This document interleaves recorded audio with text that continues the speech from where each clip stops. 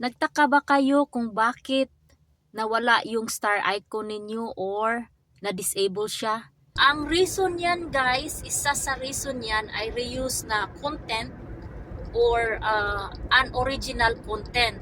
Kaya maingat talaga kayong gumamit ng mga content na hindi sa inyo kasi maano talaga kayo dyan, ma-issue. So ma-violation talaga kayo. Kailangan sumunod sa policy ni Facebook guys. At isa pa, yung clickbait na caption. Kung mag-caption kayo, gagawa kayo ng caption sa video ninyo, i-caption ninyo yung kung ano yung video na ginawa mo. Tapos, copyright music, isa yan. Grabe ang pinaka dyan, violation sa copyright music. Kaya ingat din kayo, huwag kayong gumagamit ng music na maka-copyright kayo, especially kung hindi pa kayo na-invite sa music. Ingat pa rin.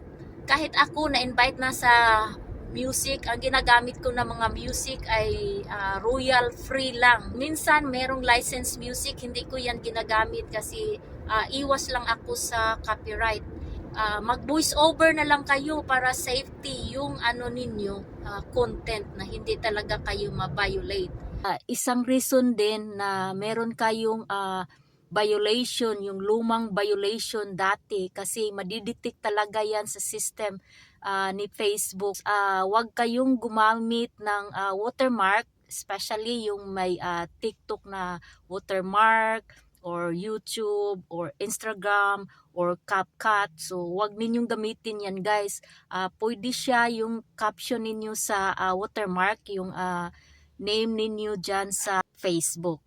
At para naman bumalik yung star icon ninyo, ang gagawin lang ninyo ay be consistent. So mag-upload kayo ng mga original video ninyo. So, sana guys natutunan ninyo ang sinishare ko sa inyo na idea. So hanggang sa muli, this is Angel May Bisaya American. Ay kabaw!